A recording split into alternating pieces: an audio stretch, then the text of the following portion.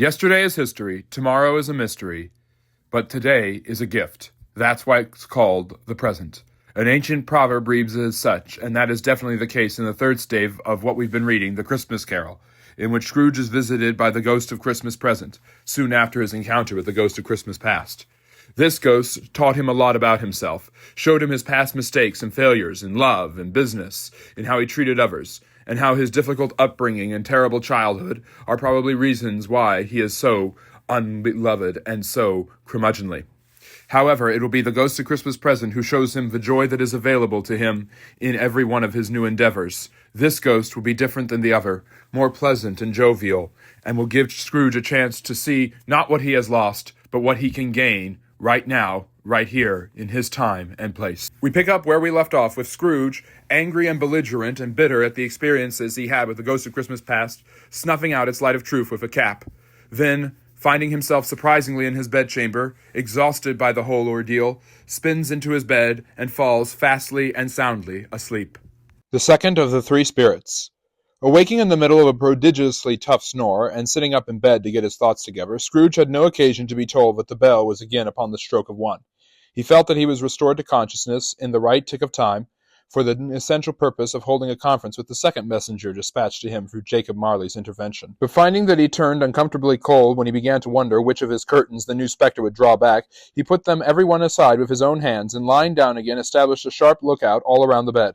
For he wished to challenge the spirit on the moment of its appearance, and did not wish to be taken by surprise and made nervous. Gentlemen of the free and easy sort, who plumed themselves on being acquainted with a move or two, and being usually equal to the time of day, express the wide range of their capacity for adventure by observing that they are good for anything from pitch and toss to manslaughter, between which opposite extremes no doubt there lies a tolerably wide and comprehensive range of subjects. Without venturing for Scrooge quite as hardly as this, I don't mind calling on you to believe that he was really ready for a good broad field of strange appearances, and that nothing between a baby and a rhinoceros would have astonished him very much. Now, being prepared for almost anything, he was not by any means prepared for nothing, and consequently when the bell struck 1 and no shape appeared, he was taken with a violent fit of trembling. 5 minutes, 10 minutes, a quarter of an hour went by, yet nothing came. All this time he lay upon his bed, the very core and center of a blaze of ruddy light which streamed in upon with the clock proclaimed the hour, from which being only light was more alarming than a dozen ghosts, as he was powerless to make out what it meant, or would be at, and was sometimes apprehensive that he might be at that very moment an interesting case of spontaneous combustion, without having the consolation of knowing it. At last, however, he began to think as you or I would have thought at first, for it is always the person not in the predicament who knows what ought to have been done in it, and would unquestionably have done it too. At last, I say, he began to think that the source and secret of this ghostly light might be in the adjoining room, from whence, or further tracing it, it seemed to shine. This idea taking full possession of his mind, he got up softly and shuffled in his slippers to the door. The moment Scrooge's hand was on the lock, a strange voice called out by his name and bade him enter. He obeyed. It was his own room, there was no doubt about that, but it had undergone a surprising transformation. The walls and ceiling were so hung with living green that it looked like a perfect grove, from every part of which bright gleaming berries glistened. The crisp leaves of holly, mistletoe, and ivy reflected back the light as if so many little mirrors had been scattered there, and such a mighty blaze went roaring up the chimney as that dull purification of a hearth that had ever known in Scrooge's time, or Marley's, or for many and many a winter season gone. Heaped up upon the floor to form a kind of throne were turkeys, geese, game, poultry, brawn, great joints of meat, suckling pigs, long reefs of sausage, minced pies, plum puddings, barrels of oysters, red-hot chestnuts, cherry-cheeked apples, juicy oranges, luscious pears, immense twelfth cakes, and seething bowls of punch that made the chamber dim with their delicious steam. In every state upon this couch there sat a jolly giant glorious to see, who bore a glowing torch in shape not unlike Plenty's horn, and held it up high to shed its light on Scrooge as he came peeping around the door. "Come in!" exclaimed the ghost. "Come in and know me better, man!" Scrooge entered timidly and hung his head before this spirit. He was not the dogged Scrooge he had been, and though its eyes were clear and kind, he did not like to meet them. "I am the ghost of Christmas present," said the spirit. "Look upon me!" Scrooge reverently did so. It was clothed in one simple deep green robe or mantle, bordered with white fur. This garment hung so loosely on the figure that its capacious breast was bare, as if disdaining to be warded or concealed by any artifice. Its feet, observable beneath the ample folds of the garment, were also bare, and on its head it wore no other covering than a holly wreath, set there and there with shining icicles. Its dark brown curls were long and free, free as its genial face, its sparkling eyes, its open hand, its cheery voice, its unconstrained demeanor, and its joyful air. Girded round its middle was an antique scabbard, but no sword was in it, and the ancient sheath was eaten up with rust.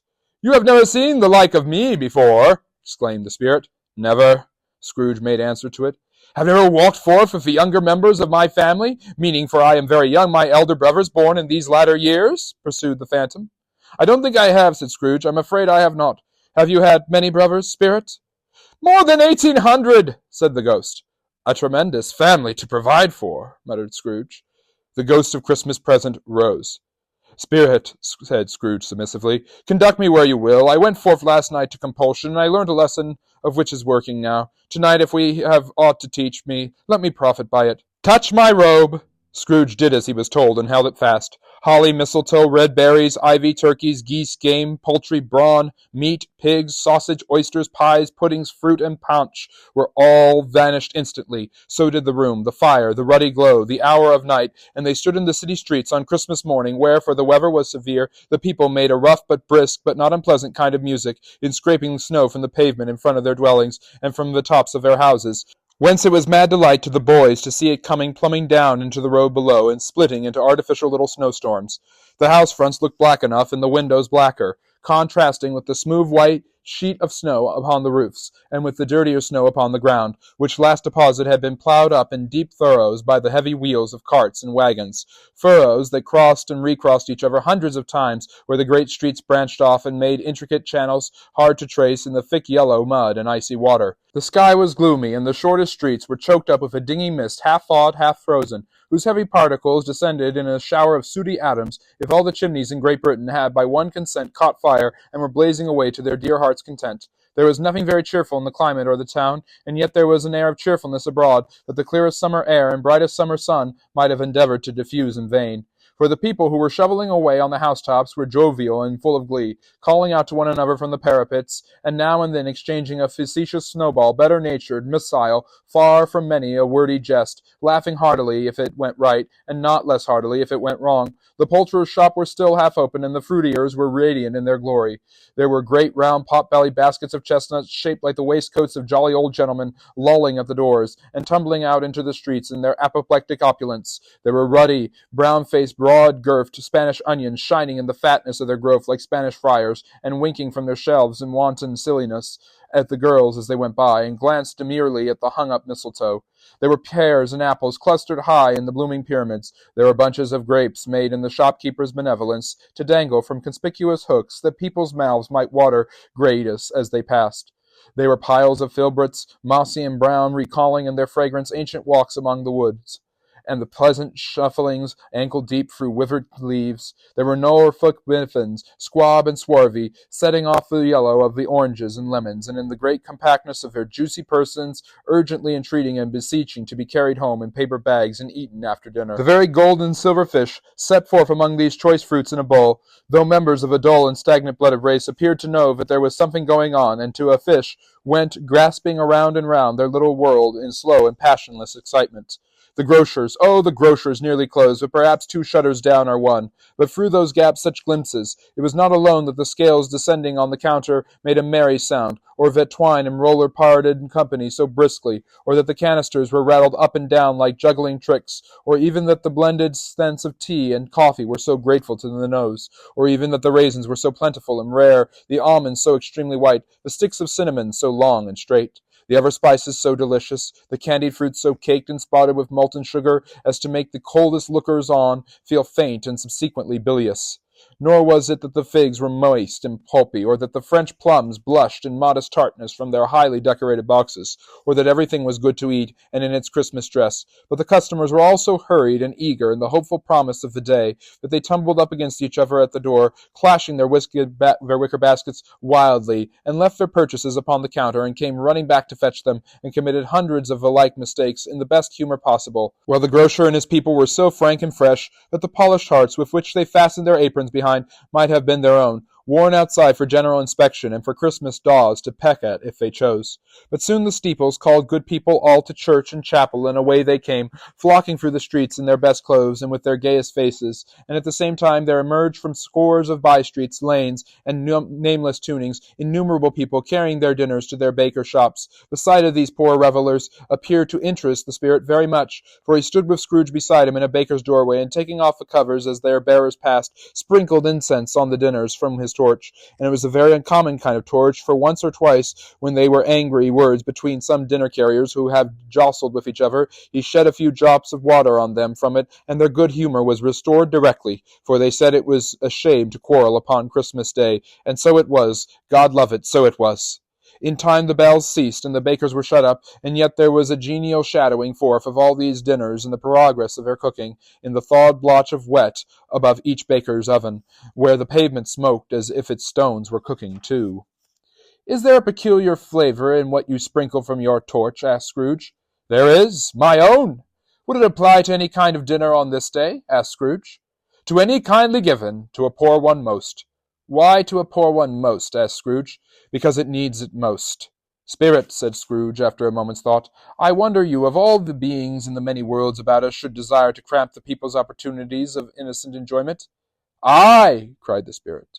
"You would deprive them of their means of dining every seventh day, often the only day on which they can be said to dine at all," said Scrooge, "wouldn't you?" "Aye!" cried the spirit. "You seek to close these places on the seventh day," said Scrooge, "and it comes to the same thing." "I seek!" exclaimed the spirit. "Forgive me if I am wrong. It has been done in your name, or at least in that of your family," said Scrooge. "There are some upon this earth of yours," returned the spirit, "who lay claim to know us, and who do their deeds of passion, pride, ill will, hatred, envy, bigotry, and selfishness in our name, who are as strange to us and all our kith and kin as if they had never lived. Remember that, and charge their doings on themselves, not us." Scrooge promised that he would, and they went on, invisible as they had been before, into the suburbs of the town. It was a remarkable quality of the ghost which Scrooge had observed at the baker's, that notwithstanding his gigantic size, he could accommodate himself to any place with ease, and that he stood beneath a low roof quite as gracefully and like a supernatural creature as it was possible he could have done in any lofty hall.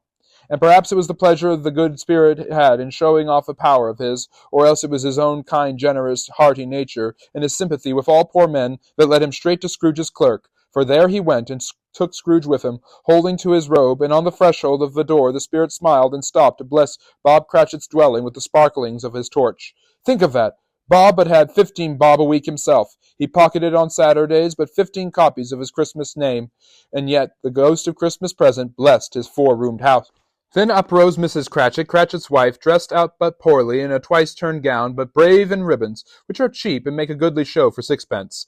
And she laid the cloth, assisted by Belinda Cratchit, second of her daughters, also brave in her ribbons, while Master Peter Cratchit plunged a fork into the saucepan of potatoes, and getting the corners of his monstrous shirt-collar, Bob's private property, conferred upon his son and heir, in honour of the day, into his mouth, rejoiced to find himself so gallantly attired, and yearned to show his linen in the fashionable parks. And now two smaller Cratchits, boy and girl, came tearing in, screaming that outside the baker's they had smelt the goose and known it for their own. And basking in luxurious thoughts of sage and onion, these young Cratchits danced about the table, and exalted Master Peter Cratchit to the skies, while he, not proud, although his collars nearly choked him, blew the fire until the slow potatoes, bubbling up, knocked loudly at the saucepan lid, to be let out and peeled. "What has ever got your precious father, then?" said Mrs. Cratchit. "And your brother, Tiny Tim, and Martha weren't as late last Christmas by half an hour." "Here's Martha, mother," said a girl, appearing as she spoke. "Here's Martha, mother," cried the two young Cratchits. "Hurrah! There's such a goose, Martha." "Why, bless your heart, my dear, how late you are," said Mrs. Cratchit, kissing her a dozen times and taking her off her shawl and bonnet for her with officious zeal. "We'd a deal of work to finish up last night," replied the girl, "and had to clear away this morning, mother." "Well, never mind, so long as you are come," said Mrs. Cratchit. "Sit ye down before the fire, my dear, and have a warm. Lord bless ye." "No, no, there's father coming," cried the two young Cratchits, who were everywhere at once. "Hide, Martha, hide." So Martha hid herself, and in came little Bob, the father, with at least 3 feet of comforter, exclusive of the fringe, hanging down before him, and his threadbare clothes darned up and brushed to look sensible, and Tiny Tim upon his shoulder. Alas for Tiny Tim, he bore a little crutch, and had his limbs supported by an iron frame. "Why, where's our Martha?" cried Bob Cratchit, looking around. "Not coming," said Mrs. Cratchit. "Not coming," said Bob, with a sudden declension in his high spirits, for he had been Tim's blood horse all the way from church, and had come home rampant. "Not coming upon Christmas Day?" Martha didn't like to see him disappointed, if it were only in joke, so she came out prematurely from behind the closet door and ran into his arms while the two young Cratchits hustled Tiny Tim and bore him off into the wash-house that he might hear the pudding singing in the copper. "And how did little Tim behave?" asked Mrs. Cratchit, when she had rallied Bob on his credulity, and Bob had hugged his daughters to his heart's content. "As good as gold," said Bob, "and better. Somehow he gets thoughtful sitting by himself so much, and thinks the strangest things you ever heard. He told me coming home that he hoped the people saw him in the church because he was a cripple, and it might be pleasant to them to remember upon Christmas Day who made lame beggars walk and blind men see." Bob's voice was tremulous when he told them this, and trembled more when he said that Tiny Tim was growing strong and hearty. His active little crutch was heard upon the floor, and back came Tiny Tim before another word was spoken, escorted by his brother and sister to a stool beside the fire. And while Bob, turning up his cuffs as if, poor fellow, they were capable of being made more shabby, compounded some hot mixture in a jug with gin and lemons, and stirred it round and put it on the hob to simmer. Master Peter and the two ubiquitous young Cratchits went to fetch the goose, with which they soon returned in high procession. Such a bustle ensued that you might have thought a goose the rarest of all birds, a feathered phenomenon to which a black swan was a matter of course. And in truth, it was something very like it in that house. Mrs. Cratchit made the gravy, ready beforehand in a little saucepan, hissing hot. Master Peter mashed the potatoes with incredible vigor. Miss Belinda sweetened up the applesauce. Martha dusted the hot plates. Bob took Tiny Tim beside him in a tiny corner at the table. The two young Cratchits set chairs for everybody, not forgetting themselves, and mounting guards upon their posts, crammed spoons into their mouths, lest they should shriek for goose before their turn came to be helped. At last the dishes were set on, and grace was said. It was succeeded by a breathless pause, as Mrs. Cratchit, looking slowly all along the carving-knife, prepared to plunge it into the breast. But when she did, and when the long-expected gush of stuffing issued forth, one murmur of delight arose around all the board, and even Tiny Tim, excited by the two young Cratchits, beat on the table with the handle of his knife, and feebly cried, "Hurrah!" There was never such a goose. Bob said he didn't believe there ever was such a goose cooked. Its tenderness and flavor, size and cheapness, were the themes of universal admiration. Eked out by the applesauce and mashed potatoes, it was a sufficient dinner for the whole family. Indeed, as Mrs. Cratchit said with a great delight, surveying one small atom of a bone upon the dish, they hadn't ate it all at last. Yet every one had had enough, and the youngest Cratchits in particular were steeped in sage and onion and to the eyebrows. But now, the plates being changed by Miss Belinda, Mrs. Cratchit left the room alone, too nervous to bear witness, to take the pudding up and bring it in. Suppose it should not be done enough. Suppose it should break in turning out. Suppose somebody should have got all over the wall of the backyard and stolen it, while they were merry with the goose, a supposition at which the two young Cratchits became livid. All sorts of horrors were supposed. Hello, a great deal of steam. The pudding was out of the copper. A smell like a washing day. That was the cloth. A smell like an eating house and a pastry cook's next door to each other, with a laundress's next door to that. That was the pudding. In half a minute Mrs. Cratchit entered, flushed, but smiling proudly with the pudding, like a speckled cannonball so hard and firm, blazing in half a quartern of ignited brandy, and embedded with Christmas holly stuck into the top. "Oh, a wonderful pudding," Bob Cratchit said, and calmly, too, that he regarded it as the greatest success achieved by Mrs. Cratchit since their marriage. Mrs. Cratchit said that now the weight was off her mind, she would confess she had her doubts about the quantity of flour. Everybody had something to say about it, but nobody said or thought it was all a small pudding for a large family. It would have been flat heresy to do so. Any Cratchit would have blushed to hint at such a thing. At last the dinner was all done, the cloth was cleared, the hearth swept, and the fire made up. The compound in the jug being tasted and considered perfect, apples and oranges were put upon the table, and a shovelful of chestnuts on the fire. Then all the Cratchit family drew around the hearth, in which Bob Cratchit called a circle, meaning half a one, and at Bob Cratchit's elbow stood the family display of glass, 2 tumblers and a custard cup without a handle. These held the hot stuff from the jug, however, as well as golden goblets would have done, and Bob served it out with beaming looks, while the chestnuts on the fire sputtered and crackled noisily. Then Bob proposed, "A Merry Christmas to us all, my dears! God bless us!" With all the family re-echoed. "God bless us, everyone," said Tiny Tim, the last of all. He sat very close to his father's side upon his little stool. Bob held his withered little hand in his, as if he loved the child and wished to keep him by his side, and dreaded that he might be taken from him. "Spirit," said Scrooge with an interest he had never felt before, "tell me if Tiny Tim will live." "I see a vacant seat," replied the ghost, "in the poor chimney corner, and a crutch without the owner, carefully preserved. If these shadows remain unaltered by the future, the child will die." "No, no," said Scrooge. "Oh, no, kind spirit. Say he will be spared." If these shadows remain unaltered by the future, none other of my race, returned the ghost, will find him here. What then? If he be like to die, he had better do it, and decrease the surplus population. Scrooge hung his head to hear his own words quoted by the spirit, and was overcome with penitence and grief. Man, said the ghost, if man you be in heart, not adamant, forbear that wicked cant until you have discovered what the surplus is and where it is. Will you decide what men shall live, what men shall die? It may be that in the sight of heaven you are more worthless and less fit than millions like this poor man's child. O God, to hear the incest on the leaf, pronouncing on the too much life among his hungry brothers in the dust. Scrooge bent before the ghost's rebuke, and trembling cast his eyes upon the ground, but he raised them speedily on hearing his own name. Mr. Scrooge, said Bob, I'll give you Mr. Scrooge, the founder of the feast. The founder of the feast, indeed, cried Mrs. Cratchit, reddening. I wish I had him here. I'd give him a piece of my mind to feast upon, and I hope he'd have a good appetite for it. My dear, said Bob, the children, Christmas Day. It should be Christmas Day, I am sure, said she, on which one drinks the health of such an odious, stingy, hard, unfeeling man as Mr. Scrooge. You know he is, Bob. Nobody knows it better than you do, poor fellow. My dear, was Bob's mild answer, Christmas Day. I'll drink his health for your sake and the day's, said Mrs. Cratchit, not for his. Long life to him, a Merry Christmas and a Happy New Year. He'll be very merry and very happy, I have no doubt. The children drank the toast after her. It was the first of their proceedings, which had no heartiness in it. Tim drank it last of all, but he didn't care twopence for it. Scrooge was the ogre of the family. The mention of his name cast a dark shadow on the party, which was not dispelled for full 5 minutes.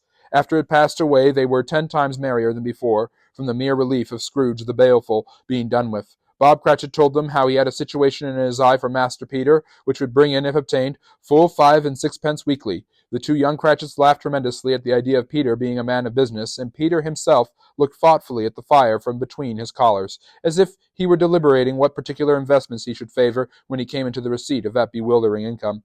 Martha, who was a poor apprentice at a milliner's, then told what kind of work she had to do, and how many hours she worked at a stretch, and how she meant to lie abed morning for a good long rest tomorrow, being a holiday she passed at home. Also how she had been a countess and a lord some days before, and how the lord was much about as tall as Peter, at which Peter pulled up his collar so high that you couldn't have seen his head if you had been there. All this time the chestnuts in the jug went round, and by they had a song about a lost child traveling in the snow from Tiny Tim, who had a plaintive little voice, and sang it very well indeed. There was nothing of high mark in this. They were not a handsome family. They were not well dressed. Their shoes were far from being waterproof. Their clothes were scanty, and Peter might have known, and very likely did, the inside of a pawnbroker's. But they were very happy and grateful, pleased with one another, and contented with the time. And when they faded, and looked happier yet in the bright sprinklings of a spirit's torch at parting, Scrooge had his eye upon them, and especially on Tiny Tim, until the last. By this time it was getting dark and snowing pretty heavily, and as Scrooge and the spirit went along the streets, the brightness of the roaring fires in kitchens, parlors, and all sorts of rooms was wonderful. Here the flickering of the blaze showed preparations for a cozy dinner with hot plates baking through and through before the fire, and deep red curtains ready to be drawn to shut out cold and darkness. There all the children of the house were running out into the snow to meet their married sisters, brothers, cousins, uncles, aunts, and be the first to greet them. Here again were shadows on the window blind of guests assembling, and there a group of handsome girls, all hooded and fur-booted, and all chattering at once, tips lightly off to some near neighbor's house, where, woe upon the single man who saw them enter, artful witches, well they knew it, in a glow. But if you had judged from the numbers of people on their way to friendly gatherings, you might have thought that no one was at home to give them welcome when they got there, instead of every house expecting company and piling up its fires half chimney high. Blessings on it, how the ghost exulted, how it bared its breadth of breast, and opened its capacious palm, and floated on, outpouring with a generous hand its bright and harmless mirth on everything within its reach. The very lamplight, who ran on before dotting the dusky street with specks of light, and who was dressed to spend the evening somewhere, laughed out loudly as the spirit passed, though little keened the lamplighter that he had any company but Christmas. And now, without a word of warning from the ghost, they stood upon a bleak and desert moor, where monstrous masses of rude stone were cast about as though it were the burial place of giants, and water spread itself wheresoever it listed, or would have done so, but for the frost that held it prisoner, and nothing grew but moss and furze, and coarse, rank grass. Down in the west, the setting sun had left a streak of fiery red, which glared upon the desolation for an instant, like a sullen eye, and frowning lower, lower yet, was lost in the thick gloom of darkest night. "What place is this?" asked Scrooge. "A place where miners live, who labor in the bowels of the earth," returned the spirit. "But they know me. See." A light shone from the window of a hut, and swiftly they advanced towards it. Passing through the wall of mud and stone, they found a cheerful company assembled round a glowing fire, an old man and woman, with their children, and their children's children, and another generation beyond that, all decked out gaily in their holiday attire. The old man, in a voice that seldom rose above the howling of the wind upon the barren waste, was singing them a Christmas song. It had been a very old song when he was a boy, and from time to time they all joined in the chorus. So surely as they raised their voices, the old man got quite blithe and loud, and so surely as they stopped, his vigor sank again. The spirit did not tarry here, but bade Scrooge hold his robe, and passing on above the moor, sped whither? Not to sea, to sea. To Scrooge's horror, looking back, he saw the last of land, a frightful range of rocks behind them, and his ears were deafened by the thundering of water as it rolled and roared and raged among the dreadful caverns it had worn, and fiercely tried to undermine the earth. Built upon a dismal reef of sunken rocks some league or so from shore, on which the waters chafed and dashed the wild year through, there stood a solitary lighthouse. Great heaps of seaweed clung to its base, and storm-birds, born of the wind, one might suppose, as seaweed of the water, rose and fell about it like the waves they skimmed. But even here 2 men who watched the light and made a fire that through the loophole in the thick stone wall shed out a ray of brightness on the awful sea. Joining their horny hands over the rough table at which they sat, they wished each other Merry Christmas in their can of grog, and one of them, the elder too, with his face all damaged and scarred with hard weather, as the figurehead of an old ship might be, stuck up a sturdy song that was like a gale in itself. Again the ghost sped on, above the black sea and heaving sea, on, until, being far away, as he told Scrooge, from any shore, they lighted on a ship. They stood beside the helmsman at the wheel, the lookout in the bow, the officers who had the watch, dark, ghostly figures in their several stations, but every man upon them hummed a Christmas tune, or had a Christmas thought, or spoke below his breath to his companion of some bygone Christmas day, with homeward hopes belonging to it. And every man on board, waking or sleeping, good or bad, had a kinder word for another on that day than on any day in the year, and had shared to some extent in its festivities, and had remembered those he cared for at a distance, and had known that they delighted to remember him. It was a great surprise to Scrooge, while listening to the moaning of the wind, and thinking what a solemn thing it was to move on through the lonely darkness over an unknown abyss, whose depths were secrets as profound as death. It was a great surprise to Scrooge, while thus engaged, to hear a hearty laugh. It was a much greater surprise to Scrooge to recognize it as his own nephew's, and to find himself in a bright, dry, gleaming room, with the spirit standing smiling by his side, and looking at that same nephew with approving affability. "Ha, ha!" laughed Scrooge's nephew. "Ha, ha, ha! If you should happen, by any unlikely chance, to know a man more blessed in a laugh than Scrooge's nephew, all I can say is, I should like to know him too. Introduce him to me, and I'll cultivate his acquaintance. It is a fair, even-handed, noble adjustment of things, that while there is infection and disease and sorrow—" When Scrooge's nephew laughed in this way, holding his sides, rolling his head, and twisting his face into the most extravagant contortions, Scrooge's niece by marriage laughed as heartily as he, and their assembled friends, being not a bit behindred, had roared out lustily, "Ha, ha, ha, ha, ha, ha, ha!" "He said that Christmas was a humbug, as I live!" cried Scrooge's nephew. "He believed it, too!" "More shame for him, Fred!" said Scrooge's niece indignantly. "Bless those women, they never do anything by halves. They are always in earnest. She was very pretty, exceedingly pretty, with a dimpled, surprising-looking, capital face, a ripe-like mouth that seemed made to be kissed, as no doubt it was, all kinds of good little dots about her chin that melted into one another when she laughed, and the sunniest pair of eyes you ever saw in any little creature's head. Altogether, she was what you would have called provoking, you know, but satisfactory, too. Oh, perfectly satisfactory." "He's a comical old fellow," said Scrooge's nephew, "that's the truth, and not so pleasant as he might be. However, his offences carry their own punishment, and I have nothing to say against him." "I am sure he is very rich," hinted Scrooge's niece. "At least, you always tell me so." "Well, of that, my dear," said Scrooge's nephew, "his wealth is of no use to him. He don't do any good with it. He don't make himself comfortable with it. He hasn't the satisfaction of thinking that he is ever going to benefit us with it." "I have no patience with him," observed Scrooge's niece. Scrooge's niece's sisters and all the other ladies expressed the same opinion. "Oh, I have," said Scrooge's nephew. "I am sorry for him. I couldn't be angry with him if I tried. Who suffers by his ill whims? Himself, always. Here he takes it into his head to dislike us, and he won't come and dine with us. What's the consequence? He don't lose much of a dinner. "Indeed, I think he loses a very good dinner," interrupted Scrooge's niece. Everybody else said the same, and they must be allowed to have been competent judges, because they had just had dinner, and with dessert upon the table, were clustered round the fire by lamplight. "Well, I am very glad to hear it," said Scrooge's nephew, "because I haven't any great faith in these young housekeepers. What do you say, Topper?" Topper had clearly got his eye upon one of Scrooge's niece's sisters, for he answered that a bachelor was a wretched outcast who had no right to express an opinion on the subject. Whereat Scrooge's niece's sister, the plump one with the lace tucker, not the one with roses, blushed. "Do go on, Fred," said Scrooge's niece, clasping her hands. "He never finishes what he begins to say. He is such a ridiculous fellow." Scrooge's nephew revelled in another laugh, and it was impossible to keep the infection off. Though the plump sister tried hard to do it with aromatic vinegar, his example was unanimously followed. "I was only going to say," said Scrooge's nephew, "that the consequence of his taking to dislike us, and not making merry with us, is, as I think, that he loses some pleasant moments, which could do him no harm. I am sure he loses pleasanter companions than he can find in his own thoughts, either in his mouldy old office or his dusty chambers. I mean to give him the same chance every year, whether he likes it or not, for I pity him. He may rail at Christmas till he dies, but he can't help thinking better of it.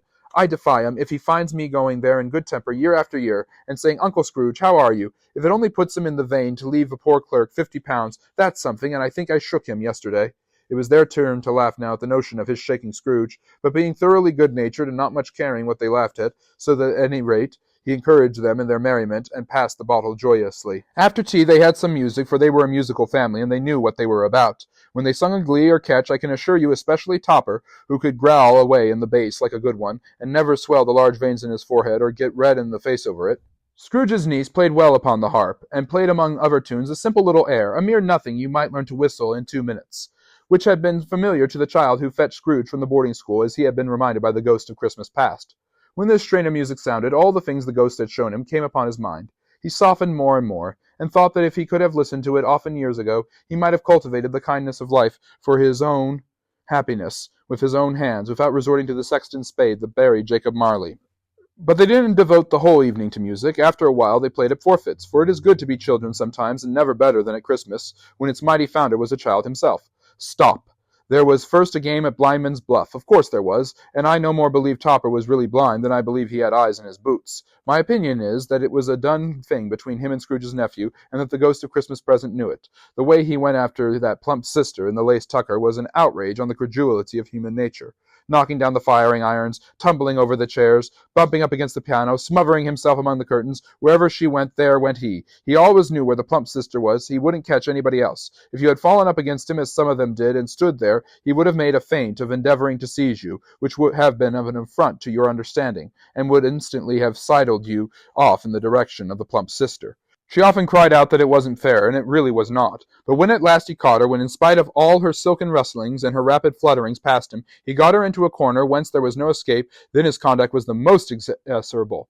For his pretending not to know her, his pretending that it was necessary to touch her headdress, and further to assure himself of her identity by pressing a certain ring upon her finger, and a certain chain about her neck, was vile, monstrous. No doubt she told him her opinion of it, when another blind man being in office, they were so very confidential together behind the curtains. Scrooge's niece was not one of the Blindman Bluffs party, but was made comfortable with a large chair and a footstool in a snug corner, where the ghost and Scrooge were close behind her. But she joined in the forfeits, and loved her love to admiration with all the letters of the alphabet. Likewise, at the game of how, when, and where, she was very great, and to the secret joy of Scrooge's nephew, beat her sisters hollow, though they were sharp girls too, as Topper could have told you. There might have been 20 people there, young and old, but they all played, and so did Scrooge, for wholly forgetting in the interest he had in what was going on, that his voice made no sound in their ears, he sometimes came out with his guesses quite loud, and very often guessed right too, for the sharpest needle, best Whitechapel, warranted not to cut in the eye, was not sharper than Scrooge, blunt as he took it in his head to be. The ghost was greatly pleased to find him in this mood, and looked upon him with such favour that he begged like a boy to be allowed to stay until the guests departed, but this the spirit said could not be done. "Here's a new game," said Scrooge. "1 half-hour, spirit, only one." It was a game called Yes and No, where Scrooge's nephew had to think of something, and the rest must find out what. He only answering to their questions yes or no, as the case was. The brisk fire of questioning to which he was exposed elicited from him that he was thinking of an animal, a live animal, rather a disagreeable animal, a savage animal, an animal that growled and grunted sometimes, and talked sometimes, and lived in London, and walked about the streets, and wasn't made a show of, and wasn't led by anybody, and didn't live in a menagerie, and was never killed in a market, and was not a horse, or an ass, or a cow, or a bull, or a tiger, or a dog, or a pig, or a cat, or a bear.